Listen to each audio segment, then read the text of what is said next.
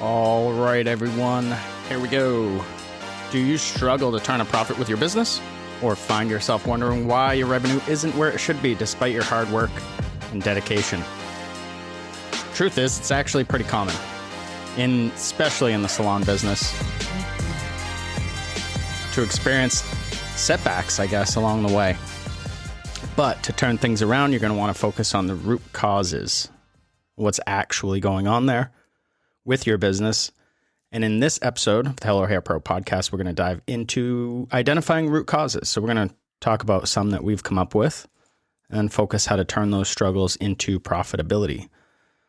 So this one's for everyone, whether you're a seasoned salon owner or just starting out. This episode will hopefully help you think about things in a different way. So grab a cup of coffee, because I have one. Sit back and welcome to the show. My name is Todd, if you didn't know. I'm here with my wife and business partner, Jen. What's Hello. up, Jen? What's up? I'm feeling lazy today. Me too. I don't know why. Not in a bad way either. I'm Nope. quite enjoying it. Just like blah. Brought Gwen to her dentist appointment first thing this morning, and then did a little show prep and just hanging out. School vacation week. Yep. Got some snow. Yeah, we have a little more coming this afternoon, I think. Oh, yeah? Jeez. And this weekend. Nice. And it's March 1st. Yeah, we're recording Rabbit. on March 1st. Still don't get the rabbit thing. It's supposed to bring you good luck for the whole entire month. Yeah, I think we looked it up before, and It's true. no, I know it's a saying. No, I know it's a thing. I Yeah. don't know if it's true, but it's Well, a thing. It's a thing. I do it every single month. Lots of people do lots of things every single month. Well, this is one I do. So, rabbit to all my friends out there that do it too. And there you have it. Thank you for listening. Tune in Goodbye. next week. Just say rabbit and your business will fucking magically turn around. The profits will be there if you say rabbit. So profit, we're talking about money that comes into your business that makes it to the bottom line. So the money that comes I was like, in, and doesn't go out. the money, well, you decide where you Yeah. move it, but hopefully it moves to you, because that's the whole point of having a business. Yes. Is to create profit. Correct. There are other reasons too, and good reasons. Like some people, like I think it's cool to be able to create jobs in an area, a town, Yeah. whatever, a community. For sure. Is the word I was looking for. Which then creates cool opportunities usually too. Yeah, So it's all sorts of fun stuff, and it feels good to be part of the solution. Like small business is a big deal in our country. We need it. Our business, our country's built off of small business, so being part of that is pretty cool, and you get to decide where a portion of your community's money goes. Pretty cool Super stuff. Cool. All right, let's dive in. So we've got a list here of some possible root causes, and we'll run through them, but you could have multiple of these. Yeah. Odds are you do. Mm-hmm. You might have all of them. You might have none of them. Maybe it's something completely different, not on our list. Absolutely. Our lists can't be comprehensive because there are so many different variables and things out there. But And I think part of this, I really love this topic because it is easy when you're running a business, whatever your business is that you're running, to feel alone or feel like you're the only one that has these problems. And more often than not, you're going to find that a lot of business owners face these similar things. yeah, that's very true. You're likely not alone unless you launch a new business that hasn't been done before. Mm-hmm. You're doing something completely different. Odds are you're not. Right. Like that's so rare. And I find... And I'm not talking about just being different, like, oh, this is a different salon concept. Yeah, but it's a salon. You know what I mean? Right, Like it's going to face the same problems that every other salon faced. Yeah. And I think there's something, I don't know the word I'm looking for.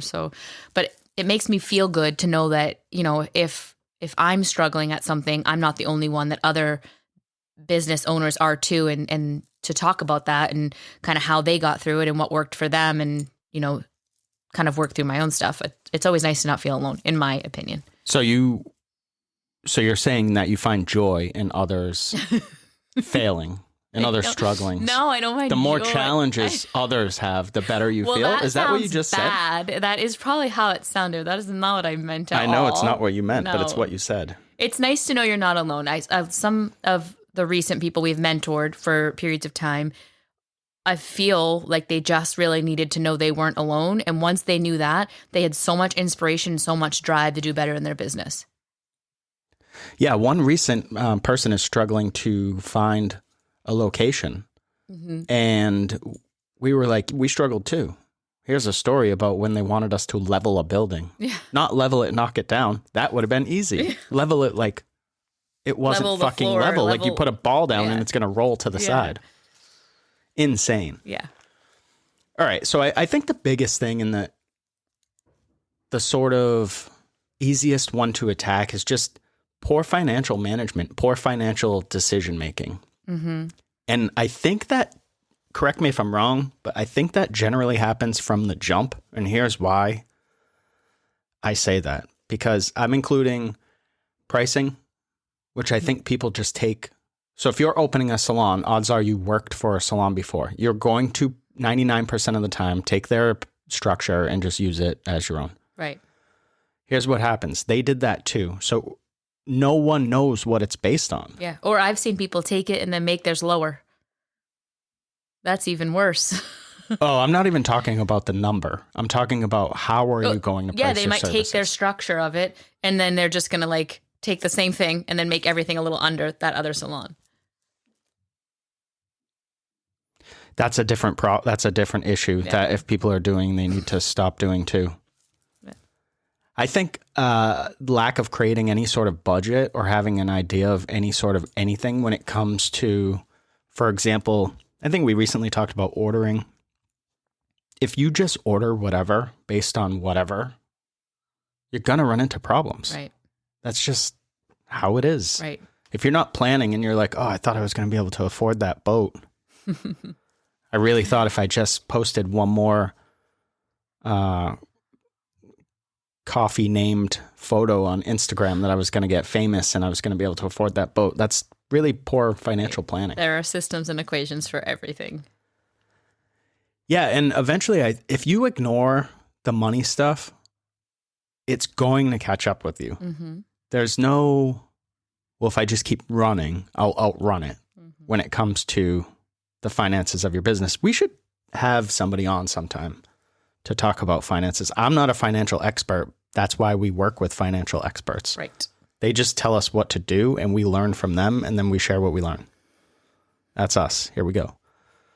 But yeah, if you're going to struggle to manage your finances, which is going to lead to stress, it's going to lead to maybe debt, falling behind with your bills, cash flow issues, because if you're not planning and budgeting, you're going to, like I just talked about, spend maybe more upfront and then have to make that money back before you even, you're upside down. Don't do that.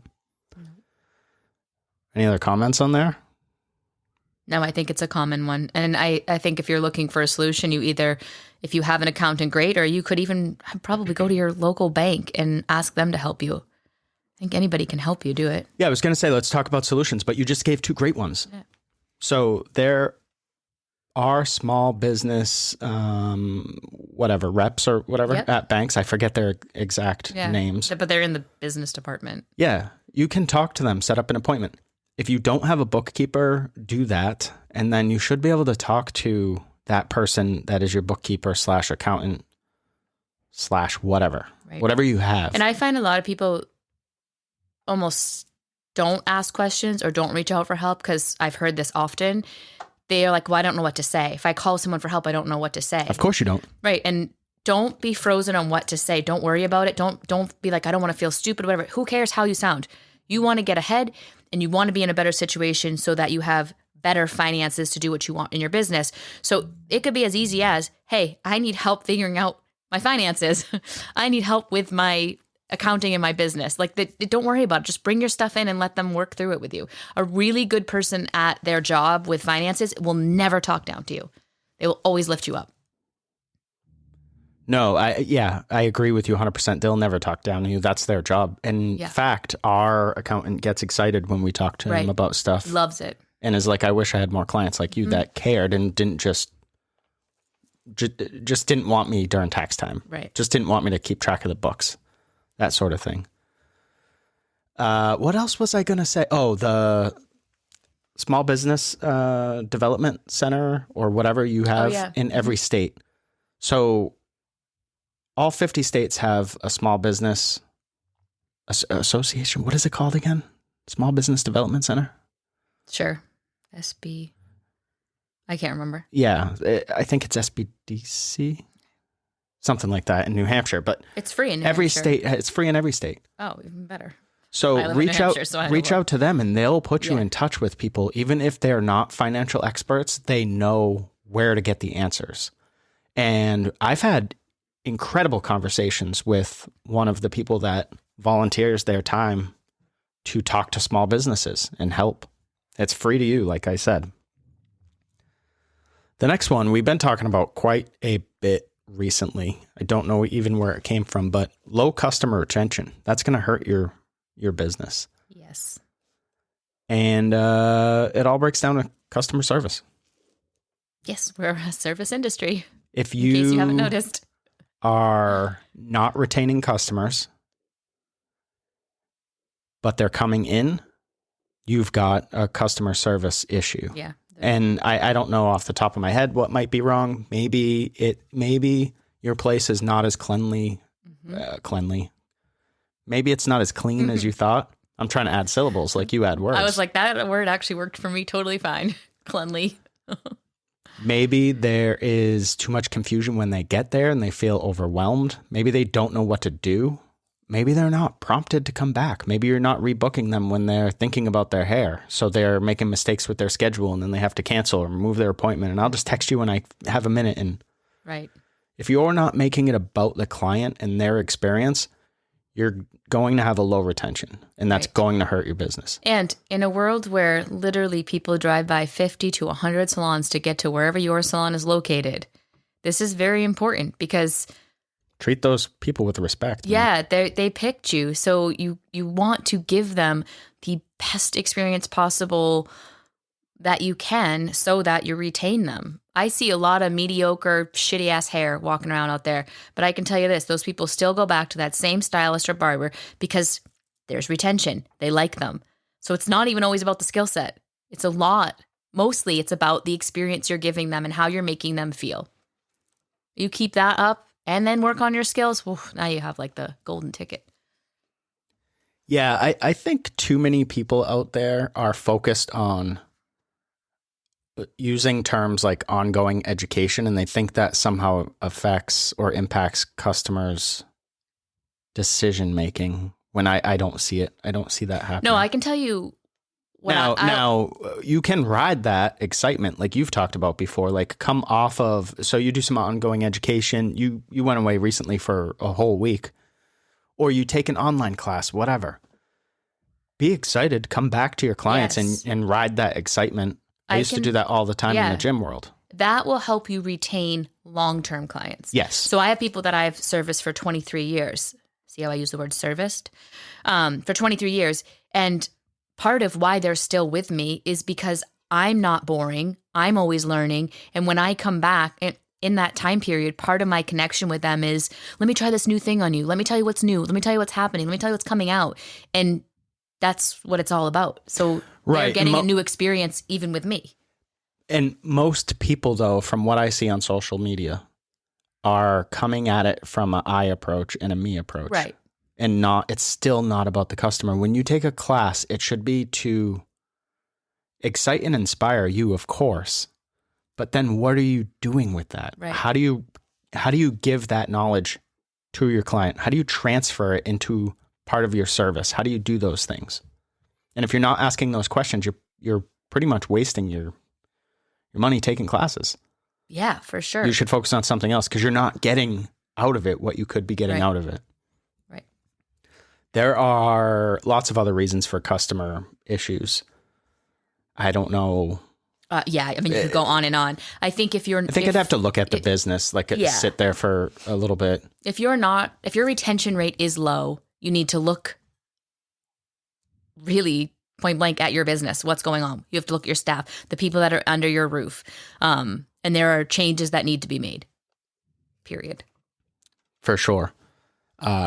I still think the cleanliness one is huge because I've been in barbershops where I'm like, get me the fuck out of here. This place is disgusting. Absolutely. And if that's I've been your in appearance the salons, on the outside, I can't even imagine what else is going on that you're not cleaning. Yeah, if this is the stuff I can see. Yeah. I've been to plenty of salons like that too, where I'm like, I don't even want to walk on this floor. Yeah, samesies. So that's the first thing you can change immediately is clean it up. Maybe you even need a fresh coat of paint because maybe you've been open for a long time. That's not expensive to switch. But honestly, it really doesn't matter if it is expensive. It's part of running a business. Sorry, that was my mic on there. It's part of doing business and you should account and budget for it. Absolutely. You know you need fresh paint every however many years. Yes. So even if it's 10 years, I don't care. Yeah, a few coats of paint. Yeah. If you don't have time, factor in who you're going to hire and what that looks like. Absolutely. It doesn't matter, but it needs to get done. And your space needs to be clean. Yeah. It's non-negotiable. Yeah, it's a non-negotiable. it's a prerequisite. It's clean your salon. Clean your business.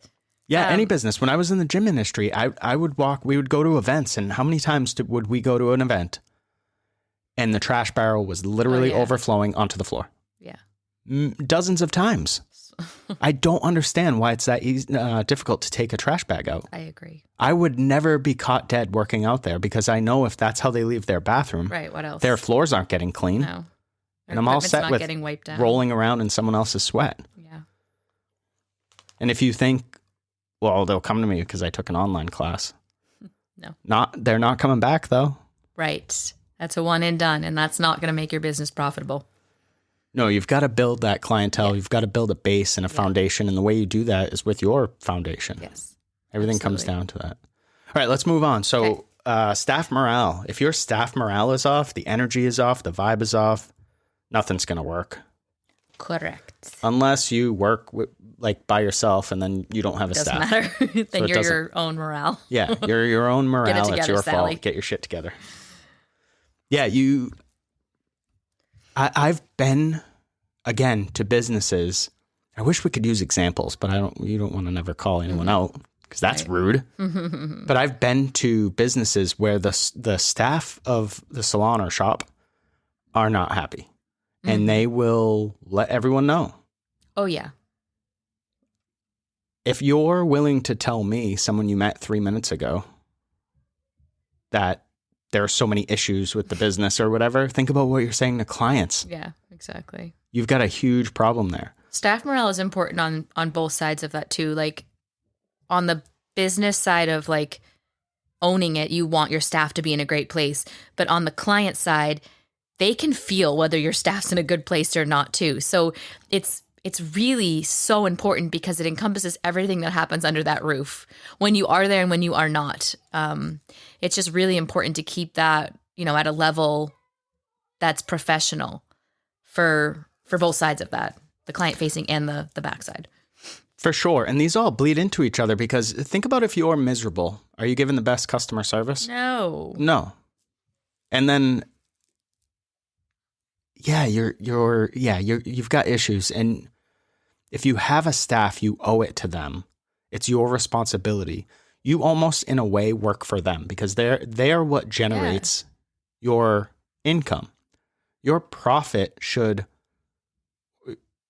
if you work behind the chair, obviously that money, I get it. But if you're looking to be profitable, you're talking about not the money you make when you're behind the chair. Right. You're talking about what's left over at the end of the day from the business, what the business gets to keep.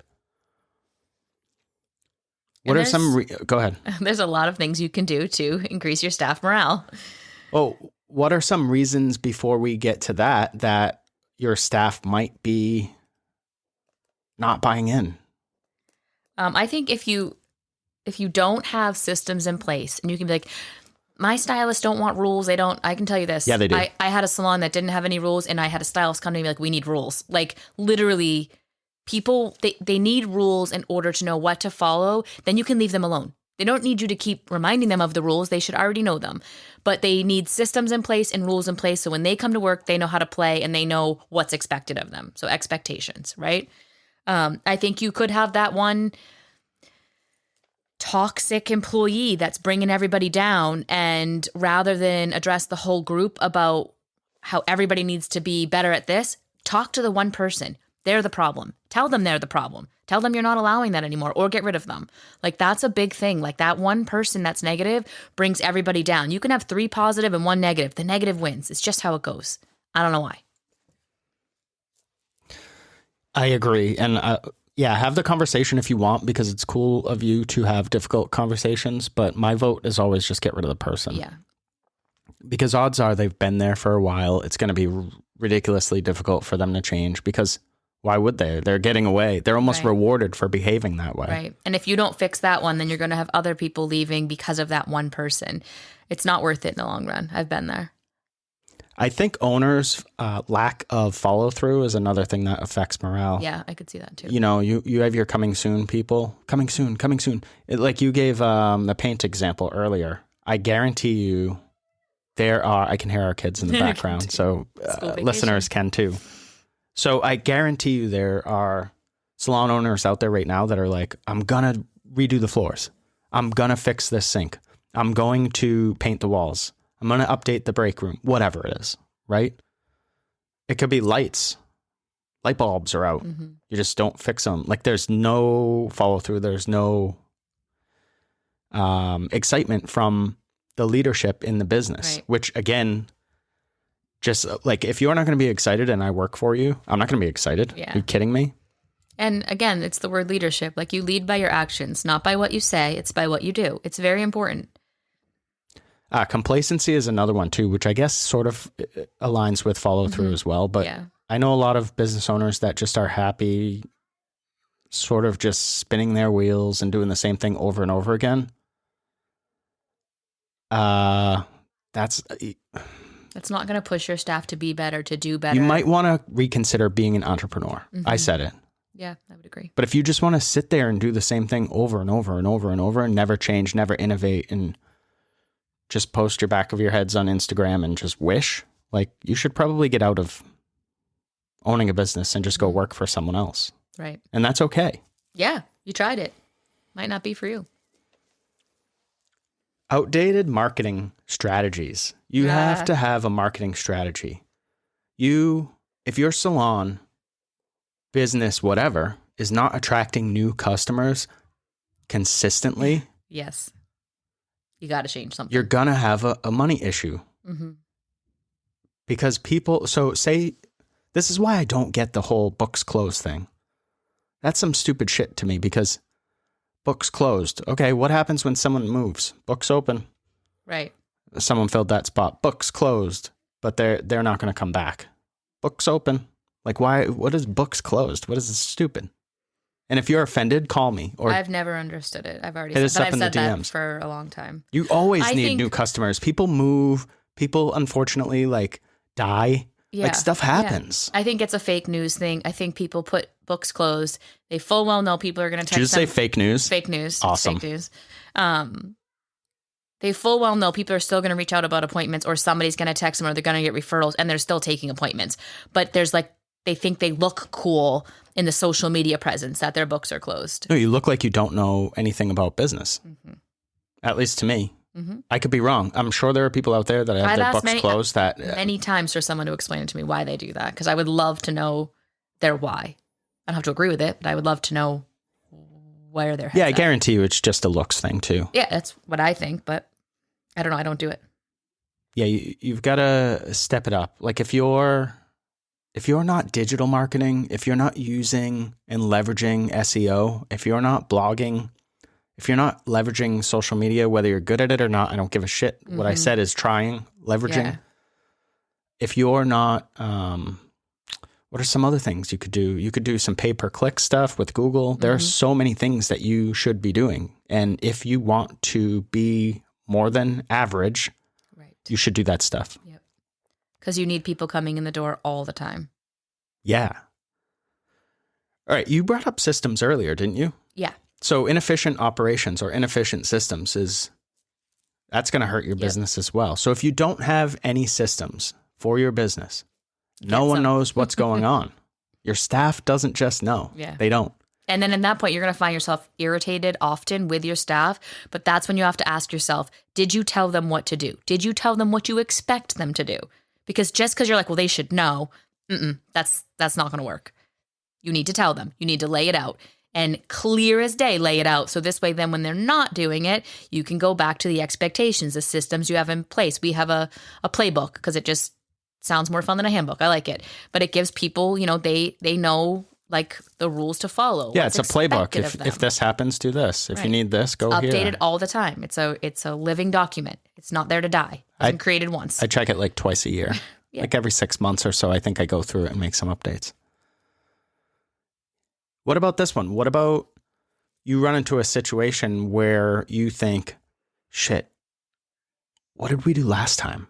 I remember it worked, but I don't remember why, or I don't remember what we did. Well, you're the owner and you just missed a major opportunity to create a system based on something that worked, but because you didn't, now you don't know. Right. So now you have to guess again. Yeah, that's so annoying and exhausting. Yeah, to recreate the wheel every single time. Yeah.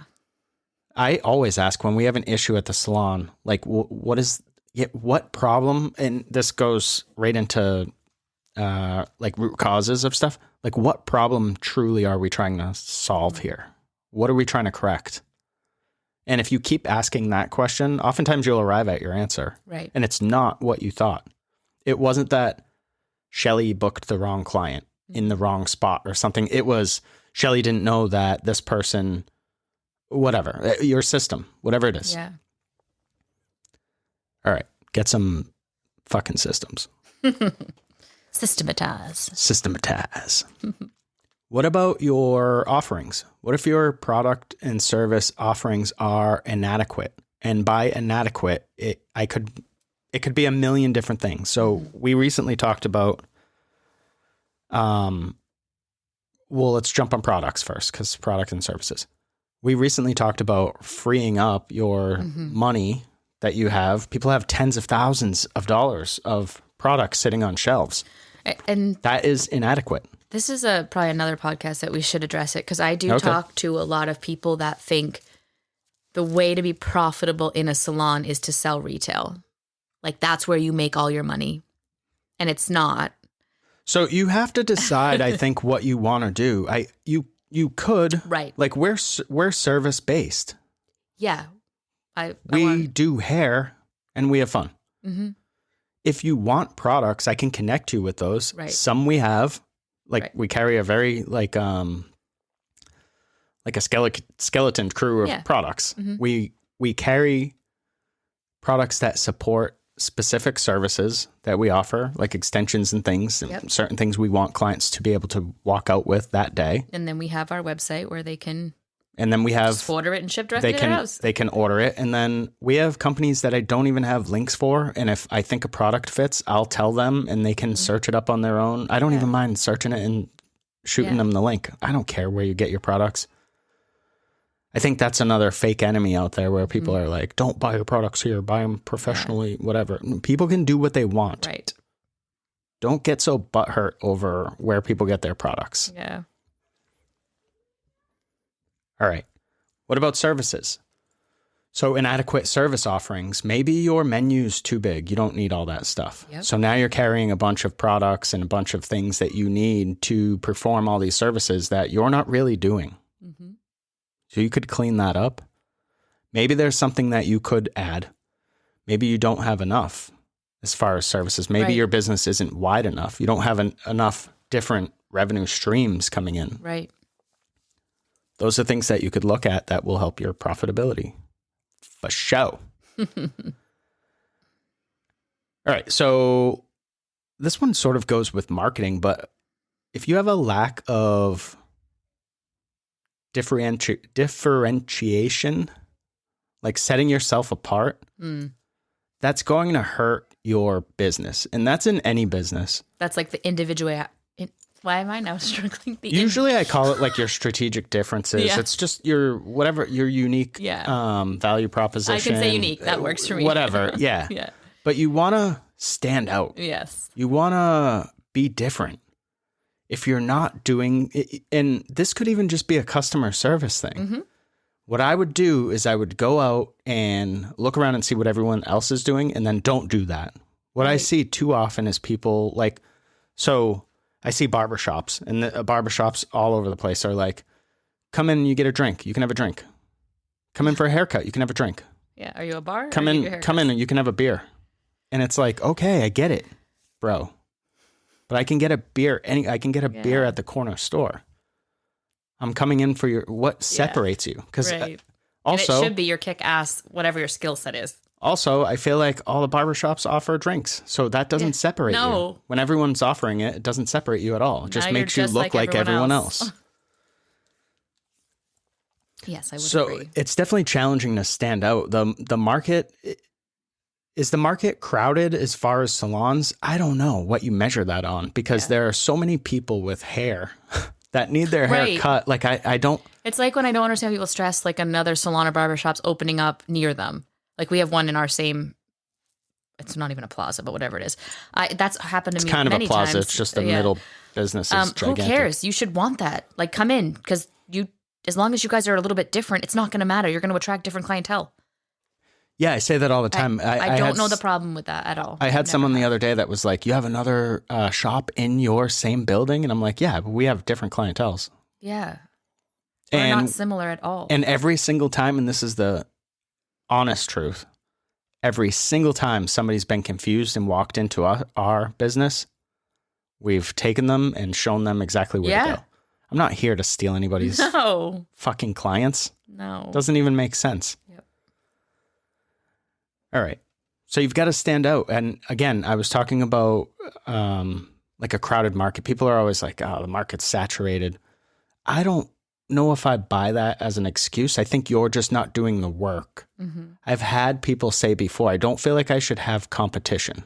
Well, then you shouldn't open a business. Yeah, that's going to always be a thing. Because there's always going to be like there. So just as much as I say it's not saturated, there are 2 salons or barbershops in almost every plaza I can think of up where we are. Yeah. Multiples. Yeah. And I think another one actually just went in. Nice. Yeah, cool. Good for them. Yep. So how do you stand out? And remember, you're not competing with that other business. You're competing for the attention of your target market, your target clientele. Who is that? If you don't have that stuff defined, then you need to. Because who are you marketing to? Who are you putting out all this information to? Who do you want sitting in your chair? Like, who do you want coming into your business? Yeah. You need to know what that person looks like. So I think we sort of hit what to do if you're not, if you don't feel like you stand out. Figure out who your client. Yeah. The perfect client that you want in your chair. Yeah. Who is that? What avatar? What do they do? Where do they go? Who do they hang out with? How many kids do they have? Are they married? Are they not? Are they in school? Are they not? That helps. Where do they go for coffee? Where do they hang out? Where's their third place? Like, yeah. That'll help you develop the strategies that to keep you attracting those people. I can put some links in the show notes. I've written blogs about that in the past that break it down super simply. It's very cool. Yeah, you just have to figure out who you're talking to, what separates you, what makes you different, and then why would they want that or benefit from your services. I'll give you a pro tip right now. It's because your services solve a problem that they have. Think about it that way and you'll be good. Think about everything like that and you'll be great. Yeah. Just solve problems. All right, so overhead costs. Yes. There's a big one. And this one so your overhead costs, that's your rent, your utilities, insurance, other expenses associated with running your business that aren't going anywhere. Right. Equipment loans. Yeah. All that stuff. So go back and listen to step 1, which is your financial planning or your financial management or whatever we called it.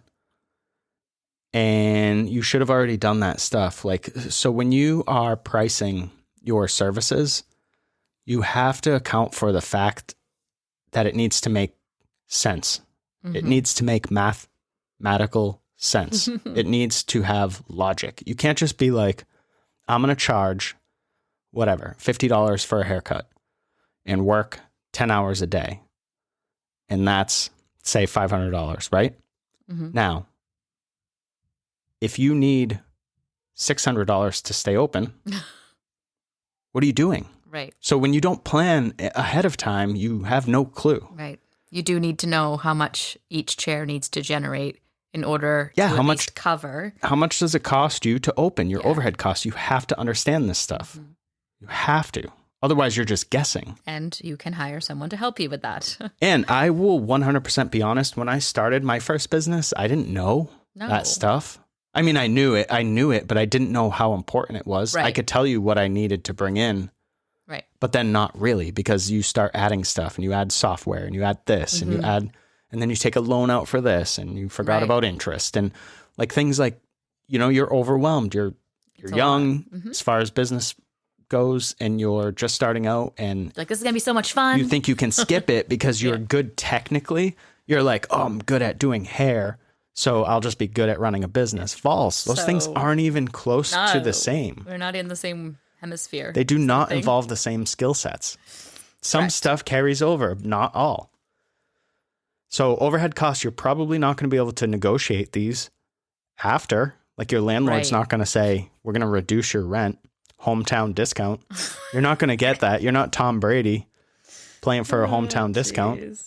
You know what I mean? Yeah. Like you've got to figure out and plan that stuff. And then I don't know, maybe you do need to make some changes. Maybe you did spend too much on some things and you can cut some stuff. Right. I don't know. All right. Lack of technology. Outdated technology, outdated practices, things like that. This can definitely impact your business and your profit in a negative way because a trillion reasons. But the first one that comes to mind is just customer experience. Right. What does it look like? Have you ever mapped out what a customer experience looks like at your business? They find you how? Right. On Facebook. Cool. Then what do? They probably scroll through and they see some stuff. What does that make them do? They click call. Then what happens? How is the phone answered? How is it booked? What sort of reminders do they get? Do they get anything else? All that stuff. Very important. Booking systems, your POS. So whatever you use for your booking is probably going to have that. I don't think there's anything that I can think of that's separate. Correct. Okay. Nowadays, right? Yeah, everything has an online situation to it. And then whatever, you just want to constantly be looking at what's next, what's forward. And it will help you avoid that complacency too. And that will help with, it trickles into other stuff because that'll help with your staff and keeping them excited and even having them know that you're constantly like exploring new opportunities can be enough to keep a staff excited. Yeah, for sure. Little things like if you're trying, that's more than a lot of people. So it's exciting. And to share a little bit of that, that's not like the what's coming. It's like, hey, you know, we're working on whatever it is. But as long as you're truly working on and it's something that you're really going to put into place, like that can be cool to let them know like what's going on behind the scenes and some of that stuff. Yeah, I recently posted in Slack our numbers for the first 2 months of phone calls and things like that and points of contact for new clients. And I didn't have 100% of the information, but I still was like, okay, these numbers are pretty good, but I'd like to see them at a different level. But I feel like sharing that little bit, like I didn't go into detail, like super. I just sort of listed it out. For sure. Yeah. But enough to be like, whoa, yeah, it has felt busier. And that they might not even be aware of it because who knows? They're just busy coming in, doing the hair and then heading home. But like to just give the acknowledgement to that is like, oh yeah, you're right. Last year at this time, I wasn't doing this well and this is good. And this does feel good. Just kind of gives them that little pep in their step. Yeah, for sure. Got anything else? I have one on the technology. Okay. Please, please, please, please be checking your website. I don't care if it's monthly, daily, whatever. But the one thing that really drives me nuts is when I'll check out people's websites and your prices are not updated. If you have a bio page, your staff page is not updated. You have people on there that don't work there anymore. Like that just looks lazy. Like already you're outdated in a world that like all you have to do is just be constantly making sure all of your stuff, if you're making changes, that your website is up to date with the changes you're making in your business. Those two have to go hand in hand. Yeah. Wicked annoying to me when they do not. And you should be checking your website. This is a little off topic, but you should be checking your website anyways. We recently were alerted one of our hours was off on a day, and I do not know how that happened because I checked that a lot of times. Mm-hmm. And I check it every so often. So I don't know if there was like a glitch somewhere or someone hit something by accident. Either way, we were able to fix it in like 10 minutes. But that's important for search engines like Google, who are going to crawl through your site. If something's off, they notice. Mm-hmm. So if your hours on Google My Business, on your Google My Business listing, say one thing, and then hours on your website say a different thing, or your phone numbers don't match, mm-hmm. stuff like that, Google will actually penalize you for that. And they won't rank you as high. And you don't want that. Some other stuff too is, speaking of websites that you can do, is use high quality images. Don't use something that if I look on my phone, it looks cool. And if I look on a computer, it's blurry. Mm-hmm. Don't do that. Don't use that. Get a new picture. Right. Again, Google spots that stuff. Right. You want high resolution photos. You want crisp, clear, clean looking stuff. Was that it? I just jumped in there with some that was great. SEO stuff, I guess. It's important. All right. So show was sponsored by Ping Pong Design and Marketing. If you're looking for more clients, which hopefully you are, I think we just covered that one. Mm-hmm. Hopefully you're looking for more clients to fill your business. Reach out to Chris and the Ping Pong team. Go to the link in our footer. I forget what they call it on the bottom there. No clue. Anyways, go to the link on the bottom and hit Chris up. There's a special offer for our listeners. And hopefully we've helped you think about identifying some of these potential root causes and struggles, because you can attack those. Don't get overwhelmed. Don't think like, oh, I have all of those to do. Start with one then. Pick the one that you want to focus on first, one at a time there. Yeah. Looking at your finances should probably be first, but if there's something quick, like you think you can make progress, then do that, because then you get that reward and feedback loop, and you'll be excited to keep going and keep digging in because you saw a little bit of reward. But absolutely, if you need help, reach out. Other than that, we will see you next time. Bye. Have a great day.